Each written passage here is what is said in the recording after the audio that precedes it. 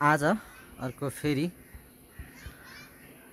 कोदोले राम्रोसँग धोइ पखाली गरेर पकाउने काम भइराखेको छ। मजासँगले उम्लिएको छ, भक उम्लेर पुरा बाफ उडेको छ। कोदो पाक्दैछ। कोदो पाक्न निकै लामो समय लाग्ने हुन्छ। लगभग यो पाक्नलाई अहिले अब 2 देखि 3 घण्टा समय लाग्नेछ। कोदो पाक्न चाहिँ निकै लामो समय लाग्छ। यो पाकिसकेपछि पनि केही समय यसले छोपेर राख्नुपर्ने हुन्छ। त्यसपछि मजाले पाक्छ अनि मात्र यसले फेरि निकालेर सेलाएर चाहिँ मर्चा हालेर जाँड बनाइने गरिन्छ।